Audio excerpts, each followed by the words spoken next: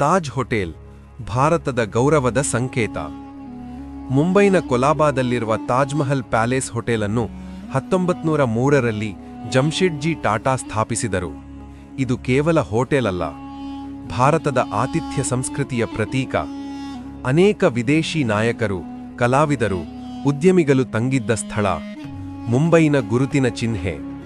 ಈ ಹೋಟೆಲ್ ಮೇಲೆ ದಾಳಿ ಎಂದರೆ ಕೇವಲ ಕಟ್ಟಡದ ಮೇಲೆ ದಾಳಿಯಲ್ಲ, ಅದು ಭಾರತದ ಆತ್ಮಸ್ಥೈರ್ಯದ ಮೇಲೆ ನಡೆದ ದಾಳಿ.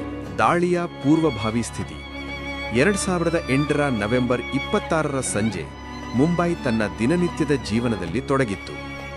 ರೈಲು ನಿಲ್ದಾಣಗಳು, ಮಾರುಕಟ್ಟೆಗಳು, ಹೋಟೆಲ್ಗಳು ಜನರಿಂದ ಕಿಕ್ಕಿರಿದಿದ್ದವು.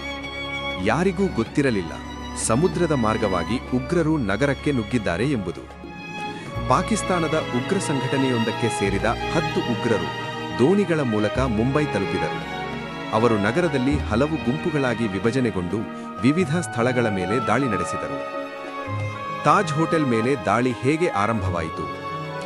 ನವೆಂಬರ್ 26ರ ರಾತ್ರಿ ಸುಮಾರು 9:30ರ ವೇಳೆಗೆ ಉಗ್ರರು ತಾಜ್ ಹೋಟೆಲ್ ಪ್ರವೇಶಿಸಿದರು. ಅವರು ಸ್ವಯಂಚಾಲಿತ ಬಂದೂಕುಗಳು ಮತ್ತು ಸ್ಫೋಟಕಗಳನ್ನು ಹೊಂದಿದ್ದರು. ಅತಿಥಿಗಳು, ಸಿಬ್ಬಂದಿ, ವಿದೇಶಿ ನಾಗರಿಕರು ಒಳಗಿದ್ದರು. ಅಚಾನಕ್ ಗುಂಡಿನ ಸದ್ದು, ಸ್ಫೋಟಗಳು ಆರಂಭವಾದವು. ಹೋಟೆಲ್ನೊಳಗೆ ಭಯಾನಕ ಗೊಂದಲ ಉಂಟಾಯಿತು. ಜನರು ಜೀವ ಉಳಿಸಿಕೊಳ್ಳಲು ಓಡಾಡಿದರು. ಹಲವರು ಕೊಠಡಿಗಳಲ್ಲಿ ಅಡಗಿಕೊಂಡರು. ಉಗ್ರರ ಉದ್ದೇಶ ಸ್ಪಷ್ಟವಾಗಿತ್ತು. ಗರಿಷ್ಠ ಪ್ರಮಾಣದ ಜನರನ್ನು ಕೊಲ್ಲುವುದು, ವಿದೇಶಿ ನಾಗರಿಕರನ್ನು ಗುರಿಯಾಗಿಸುವುದು, ಭಾರತದ ಆರ್ಥಿಕ ಹಾಗೂ ಮಾನಸಿಕ ಸ್ಥೈರ್ಯವನ್ನು ಕುಗ್ಗಿಸುವುದು. ತಾಜ್ ಹೋಟೆಲ್ನಂತಹ ಪ್ರತಿಷ್ಠಿತ ಸ್ಥಳವನ್ನು ಗುರಿಯಾಗಿಸುವ ಮೂಲಕ ಅವರು ಜಗತ್ತಿಗೆ ಸಂದೇಶ ನೀಡಲು ಯತ್ನಿಸಿದರು. ಹೋಟೆಲ್ ಸಿಬ್ಬಂದಿಯ ಧೈರ್ಯ. ಈ ದಾಳಿಯಲ್ಲಿ ತಾಜ್ ಹೋಟೆಲ್ ಸಿಬ್ಬಂದಿಯ ಪಾತ್ರ ಅತ್ಯಂತ ಶ್ಲಾಘನೀಯವಾಗಿದೆ. ಹಲವರು ಅತಿಥಿಗಳನ್ನು ಸುರಕ್ಷಿತವಾಗಿ ಹೊರಗೆ ಕರೆದೊಯ್ದರು. ಕೆಲವರು ತಮ್ಮ ಪ್ರಾಣವನ್ನು ಪಣಕ್ಕಿಟ್ಟು ಜನರನ್ನು ಉಳಿಸಿದರು. ಅಡುಗೆಗಾರರು, ವೇಟರ್ಗಳು, ಮ್ಯಾನೇಜರ್ಗಳು ಎಲ್ಲರೂ ಮಾನವೀಯತೆಯ ಉದಾಹರಣೆ ನೀಡಿದರು. ಇವರಲ್ಲಿ ಹಲವರು ಜೀವ ಕಳೆದುಕೊಂಡರು. ರಾಷ್ಟ್ರೀಯ ಭದ್ರತಾ ಪಡೆ ಎನ್ಎಸ್ಜಿ ಕಾರ್ಯಾಚರಣೆ. ದಾಳಿಯ ಮಾಹಿತಿ ಬಂದ ಕೂಡಲೇ ಮುಂಬೈ ಪೊಲೀಸ್ ಮತ್ತು ನಂತರ ರಾಷ್ಟ್ರೀಯ ಭದ್ರತಾ ಪಡೆ ಕಾರ್ಯಾಚರಣೆಗೆ ಇಳಿದರು. ದಾಳಿ ಸುಮಾರು 60 ಗಂಟೆಗಳಿಗಿಂತ ಹೆಚ್ಚು ಕಾಲ ಮುಂದುವರಿಯಿತು. ಹೋಟೆಲ್ನ ಹಲವಾರು ಭಾಗಗಳಲ್ಲಿ ಉಗ್ರರು ಅಡಗಿಕೊಂಡಿದ್ದರು. ಬೆಂಕಿ, ಸ್ಫೋಟಗಳಿಂದ ಹೋಟೆಲ್ ಬಹುತೇಕ ಹಾನಿಗೊಳಗಾಯಿತು. ಎನ್ಎಸ್ಜಿ ಕಮಾಂಡೋಗಳು ಅತ್ಯಂತ ಎಚ್ಚರಿಕೆಯಿಂದ ಕೊಠಡಿಯಾಡಿ ಶೋಧನೆ ನಡೆಸಿದರು. ಬೆಂಕಿ ಮತ್ತು ನಾಶ. ತಾಜ್ ಹೋಟೆಲ್ನ ಮೇಲ್ಭಾಗದಲ್ಲಿ ಬೆಂಕಿ ಹೊತ್ತಿಕೊಂಡ ದೃಶ್ಯಗಳು ಟಿವಿಯಲ್ಲಿ ಪ್ರಸಾರವಾದಾಗ ಇಡೀ ದೇಶವೇ ಕಣ್ಣೀರಿಟ್ಟಿತು. ಐತಿಹಾಸಿಕ ಗುಂಬಜ್ ಭಾಗ ಹಾನಿಗೊಳಗಾಯಿತು. ಒಳಗಿನ ಅನೇಕ ಅಮೂಲ್ಯ ವಸ್ತುಗಳು ನಾಶವಾದವು, ಆದರೆ ಕಟ್ಟಡ ಸಂಪೂರ್ಣ ಕುಸಿಯಲಿಲ್ಲ. ಇದು ಭಾರತದ ಸ್ಥೈರ್ಯದ ಸಂಕೇತವಾಯಿತು.